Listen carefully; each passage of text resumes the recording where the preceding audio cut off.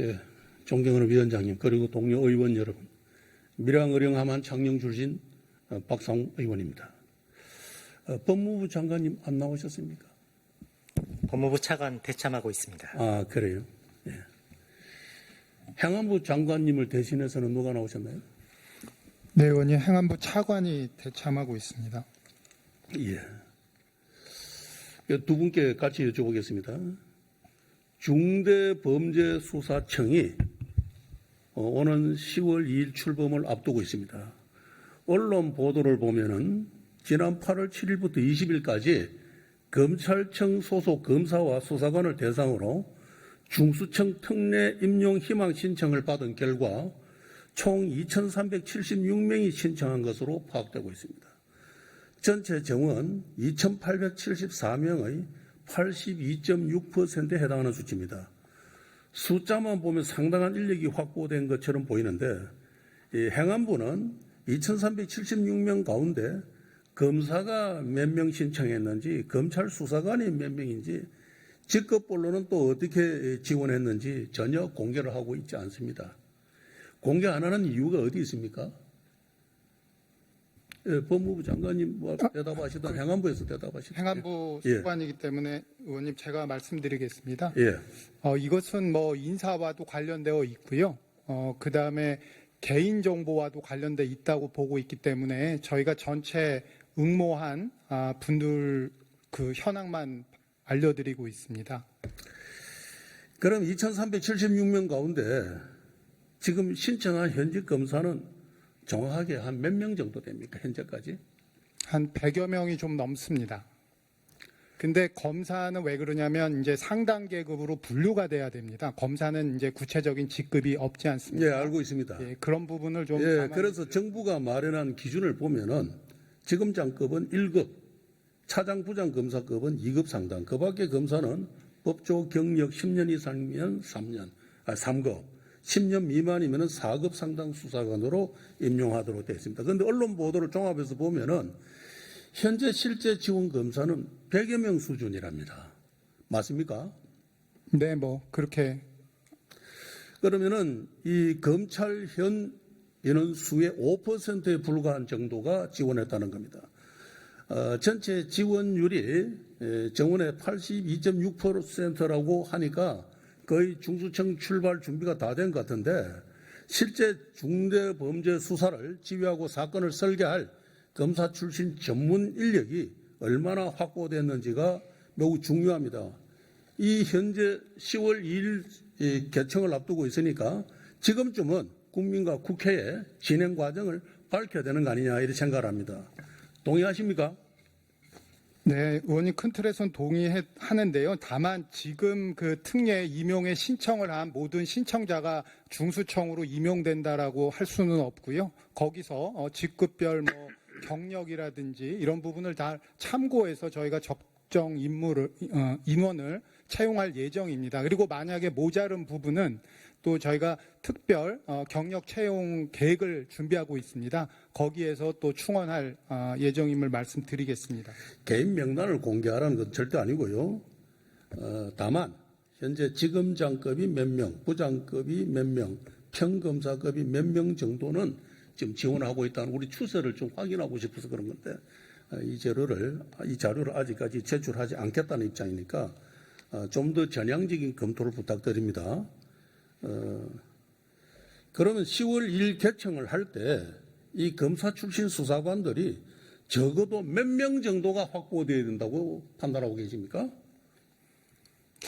저희가 구체적으로 거기까지 하지는 않고 있고요. 의원님 지적해 주신 것처럼 중수청 수사관 직급 체계는 1급부터 9급으로 되어 있습니다. 그리고 거기에 따른 직제에 따라 정원이 책정되어 있기 때문에 유능하고 수사 경험이 많은 분들이 다수 지원하셔서 훌륭한 분들이 채용이 되어야만 더 피해가 줄어들 거라고 보고 있습니다. 잘 알겠습니다.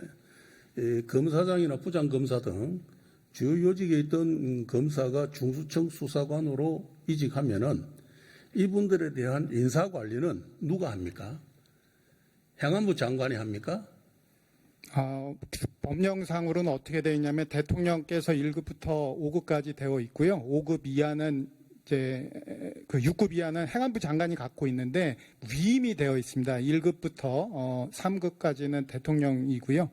그다음에 1급부터 2급까지는 대통령 인사권, 3급부터 5급까지는 행정안전부 장관, 그다음에 5급 전보권한과 6급 이하는 중수청장이 갖고 있습니다.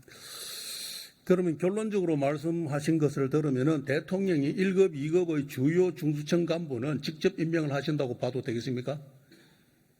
예, 그것은 뭐 일반 공무원도 다 그렇게 고공단은 이게 대통령 일반 인사권 공무원이라고 보기에는 조금 애매한 부분이 있지 않습니까? 일반 공무원이 아니었는데 일반 공무원처럼 취급을 하고 이게 상당한 그 파장을 일으킬 수 있는 직책들이기 때문에 그래서 질문을 하는 겁니다.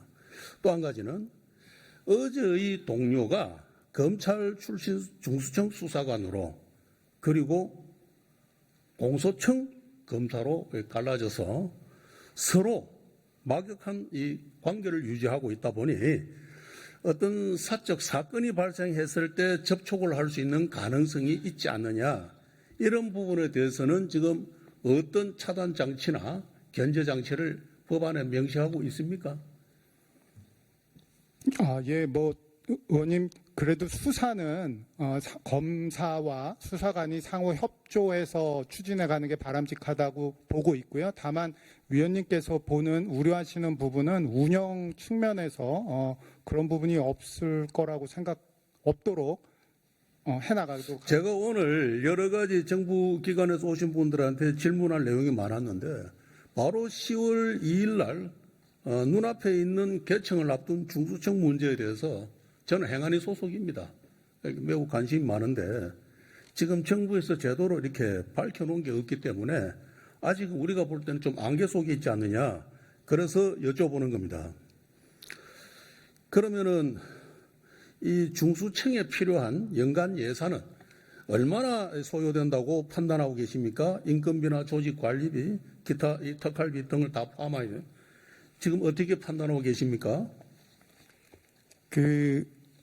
의원님, 일단 중수청이 10월 2일 개청이기 때문에 내년도 예산은 꼭 필요한 부분만 해서 공소청하고 중수청으로 이제 기획처와 협의해서 일부 예산을 담았고요. 그 다음에 10월 이후에 개청을 하면은 4분기의 예산은 현재 대검에서 갖고 있는 예산 중에 법무부로부터 이체받을 예정입니다. 제가 정확한 예산안은 지금 자료를 잘 갖고 있지는 않는데요. 내년도 27년 중수청 예산 정반은 약 4,724억 반영되어 있는 거로 제가 보고받았었습니다. 잘 알겠습니다. 그 한 가지만 더 여쭤보겠습니다. 중수청장을 검사 출신 수사관 중에서 임명할 예정입니까? 기존의 경찰 간부 중에서 임명할 예정입니까? 아니면은 정무직으로 판단하고 대통령이 이와 관계없이 관리 행정 능력을 봐서 일반 공직자 중에서 임명할 가능성도 있습니까? 위원장님, 그 부분은 뭐 정부에서도 굉장히 중요하게 보고 있습니다. 초대 중수청장은 다만 법령의 중수청법과 시행령에 의해서요. 지금 국민 청거를 받고 있고요. 그 부분에 대해서 행정안전부 장관이 중수청 심사위원회에 이제 추천을 하고요. 거기서 그 우수한 좋은 분으로 추천된 거를 대통령님께 제청하면 대통령님께서 보고 국회 인사청문회를 거쳐서 임명되는 인사 그 절차를 진행하게 됩니다. 좋은 분으로 모시도록 노력하겠습니다. 잘 알겠습니다. 최근에 광주 장윤기 사건, 그 오늘 아침에 그 비극으로 밝혀진 제주도 실종 여성 문제, 기타 경찰에서 지금까지 국민에게 사죄해야 될 많은 수사 과정에서의 이 비리와 이 무능, 이 부분들을 보면은 우리 경찰이 이대로 가서는 안 된다는 생각이 많이 듭니다. 최근에 이런 문제가 자주 보도되어서 저희 의원실에서 경찰청에 워낙 사안이 있을 때마다 쇄신안을 발표하고 해서 그동안 쇄신안 발표 이후에 뭐가 달라졌나 보니까 별로 달라진 게 없어요. 그래서 몇 차례나 10년 동안 쇄신안을 냈는지 한번 물어봤습니다. 양안부 차관님. 경찰에서는 실무자 잘 모르고 쇄신안을 몇 번 발표했는지 관심 있는 사람 한 명도 없었습니다. 그래서 거기에 대한 답을 줄 수가 없답니다. 이렇게 경찰이 쇄신안을 내고 각오를 밝히면서도 실제로 자기들이 몇 번 10년 동안 쇄신안을 내고 했는지 그것조차도 기억을 못하는 겁니다. 이런 경찰 조직을 이대로 그냥 유야무야 넘어가서 안 되겠죠. 이번에 이 경찰 수사권 독점 상황이 오면은 이런 경찰을 믿고 우리 국민들이 범죄와 맞서 싸울 수 있겠습니까? 불안해서. 그래서 지금 현재 제가 사적 접촉 문제에 대해서도 한번 경찰에 직접 자료를 받았어요. 퇴임한 경찰 간부가 남아있는 경찰과 어떻게 사적 접촉을 하고 특이한 특수한 사안에 대해서 서로 오해를 받을 만한 접촉이 있었나 물어봤더니 지난 한 7년 동안 약 한 167건의 사적 접촉이 있었고 그때마다 이걸 신고하거나 보고를 하거나 했는데 놀랍게도 단 한 건도 시정 조치가 없었습니다. 하다못해 경고를 주거나 어떤 그것이 경찰 내부에서 밝혀져서 무엇이 잘못되었다 이런 건 주의해야 되겠다라고 하는 그런 조치도 없었답니다. 이래 앞으로 이게 큰일이다 이거죠.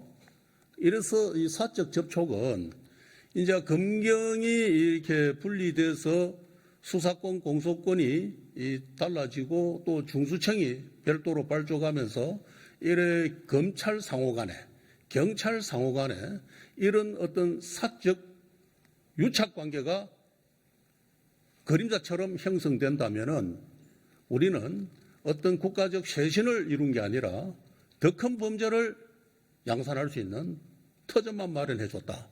이렇게 오명을 써서는 안 되지 않겠습니까? 어떻게 생각하십니까? 행안부 장관님은, 차관님은? 예, 의원님, 그런 문제 있는 부분은 제도 개선을 통해서 근절돼야 된다고 생각합니다. 또 최근에 이 경찰 고위 간부들이 퇴직을 하면서 로펌으로 가는 경우가 많습니다. 그래서 로펌으로 그 취직을 할 때 심사를 받지 않습니까? 예. 그 심사에서 처음에는 거의 원하는 대로 다 갔는데 해가 갈수록 이제 이 막히는 그 부대는 이게 문제가 있다. 어떤 특정 사안에 대해서 그 수사를 전담하고 지휘하던 사람이 어떤 특정 로펌에 가서 그 사건을 도로 변호하거나 이럴 수가 있다. 그런 가능성이 있기 때문에 이건 막아야 된다. 해서 거의 한 60, 70% 정도가 지금 막히고 있습니다. 그만큼 사실은 그런 방향으로 많이 진행이 되고 있다는 반증이죠. 그래서 앞으로 이런 점들을 깊이 살펴보셔야 된다. 그걸 제도적으로 법안으로도 잘 보완을 해야 된다. 정부 측에서. 그 다음에 이 다른 질문 하나 드리겠습니다. 우리 총리님. 예, 의원님. 이 공무원들이 그 연금을 내고 그 연금을 관리하는 공단이 공무원 연금공단이죠. 예, 그렇습니다. 그 액수도 상당히 많은데 12조 4,660 뭐 이 정도로 나갑니다. 여유 자금 규모가 그렇다는 겁니다. 그래서 25년도 말에 공무원 연금공단 여유 자금 규모는 12조 4,667억인데 24년도보다도 28.2%나 증가했습니다. 이렇게 여유자금이 증가했 이유 중에 하나가 이 지난해 국내 증시 상승에 따른 영향도 상당히 있었다. 자, 이렇게 본답니다. 그런데 한번 살펴볼 필요가 있는 게 이 PPT 나오나요? 안 나오나?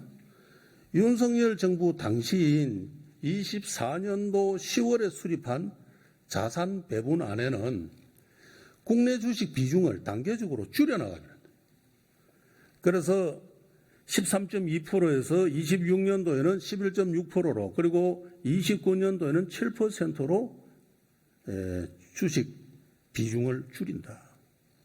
그런데 다시 1년 뒤에 이재명 정부가 출범하고 난 뒤에는 이 방향이 또 바뀝니다. 그래서 7%로 조정을 하려고 했던 29년도도 역시 10% 이상으로 유지를 합니다. 왜 이렇게 방향이 바뀌었을까요? 그래서 이 문제 때문에 좀 관심 가지고 살펴볼 필요가 있다는 판단을 했습니다만은 정부가 정시 활성화와 국내 주식 투자 확대를 강조하던 시점에 공무원 연금의 운용 방향까지 바꿨다면은 이 공단의 독립적인 판단이었는지 어떤 정부의 고위 권력이 어떤 그런 부분을 권고했는지 한번 살펴볼 필요가 있다. 국가재정법 제79조는 기금의 자산 운용 지침에 투자 결정과 위험 관리의 기준과 절차, 투자 자산별 배분 등을 명확하게 정하도록 하고 있습니다. 총리님, 네, 의원님. 공무원 연금의 국내 주식 비중을 상향하는 과정에서 혹시 청와대나 정부 부처가 국내 주식 투자 확대를 요청, 권고하거나 사전에 협의한 사실이 혹시 있습니까? 제가 파악은 해봐야 되겠지만 그런 일은 없었을 거라고 생각합니다. 왜냐하면 의원님 지금 말씀 주신 것처럼 연금공단 같은 경우 독자적으로 투자 관련된 부분들을 결정하는 위원회가 있고 그렇다고 알고 있어서 그런 일은 없었을 거라고 생각합니다. 예. 당시 정부가 정시 활성화를 주요 정책 목표로 추진하던 시기입니다. 이번 국내 주식 비중 확대가 정부 정책과는 무관하게 오로지 공단의 수익성과 안정성에 대한 판단에 따라 결정된 거라고 그렇게 확신합니까? 네, 저는 그렇게 생각합니다. 예. 이 국내 주식 비중을 높였다고 해서 그게 뭐 큰 문제가 되겠습니까만은 문제는 공무원의 노후 자금이 공적 연금이 정부의 혹시 정시 부양이라는 정책 목표 달성 수단으로 동원된 거 아니냐 하는 우려가 있기 때문입니다. 그런 일이 없어야 되겠죠. 예, 그렇습니다, 의원님. 예, 옆에 계신 우리 김호철 감사원장님. 공적연금의 자산 배분은 가입자의 노후 자금을 안정적으로 운용한다는 원칙과 정해진 절차에 따라 결정돼야 됩니다. 그렇죠? 네. 만약 정부의 정책 목표에 맞춰 청와대나 정부 부처가 국내 주식 투자 확대를 요구하거나 부당한 영향력을 행사했다면 이런 단순한 투자 판단의 문제가 아니지 않겠습니까? 예, 우리 감사원장님. 네. 공무원 연금의 국내 주식 비중 변경 과정에서 정부의 요청이나 개입이 있었는지 국가재정법과 자산운용 지침이 정한 의사결정 위험관리 절차가 제대로 지켜졌는지 감사원이 확인할 필요가 있다고 생각지 않습니까? 위원님 말씀 취지에 공감을 하고 저희가 잘 살펴보도록 하겠습니다. 예. 만약 정부 관계자가 정책 목표를 이유로 공단의 독립적인 투자 판단에 부당하게 영향력을 행사했다면 위법 부당한 행위 여부도 당연히 감사 대상이 돼야 된다고 봅니다. 정부와 공단 사이에 어떤 협의가 있었는지 누가 어떤 요구를 했는지 그 요구가 실제 자산 배분 결정에 영향을 미쳤는지까지 포함해 공무원 연금 기금 운용 실태를 감사원 차원에서 한번 점검해 주실 필요가 있다고 보는데 동의하십니까? 저희는 연기금 운용의 경제성, 효율성, 효과성이 잘 발휘되도록 늘 잘 살피고 있고 그런 부분들을 감사에 반영하면서 진행하고 있다는 말. 예, 그렇게 믿고 있습니다. 정부가 도입을 추진한 삼성전자, SK하이닉스 등 단일 종목 레버리지 ETF에 정작 공무원 연금공단의 자금은 단 한 푼도 투자되지 않았습니다.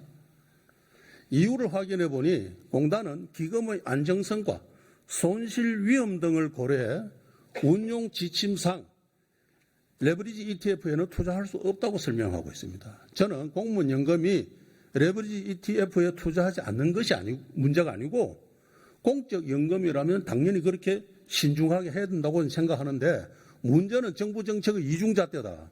공무원 연금은 위험성을 고려해 투자해서 빼고 진작 개인 투자자에게는 ETF에 투자하도록 문을 활짝 열어주고 오히려 이걸 장려했다는 의심이 든다는 겁니다. 그래서 이 부분에 대해서도 이걸 처음부터 개인 투자자들을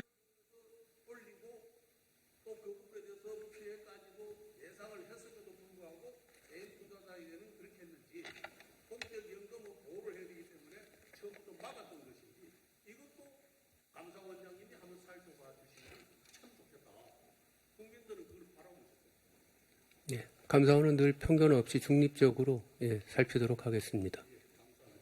추가 답변 드려도 되겠습니까? 네, 그 의원님 말씀 주신 것처럼 저는 공단이 독립적으로 판단했다는 그런 증거 중에 하나라고 생각을 하고요. 이 레버리지 ETF 관련된 부분에서는. 그리고 의원님 말씀 주신 것처럼 사실 개인 투자 관련된 부분에 대해서는 도입했던 취지와 상관없이 송구스럽게 생각하는 부분이 있습니다. 다만 정부가 이거를 그 관련된 부분에 대한 부분들도 후속 조치들도 잘 챙기고 있으니까 그 부분들은 잘 살펴보도록 하겠습니다.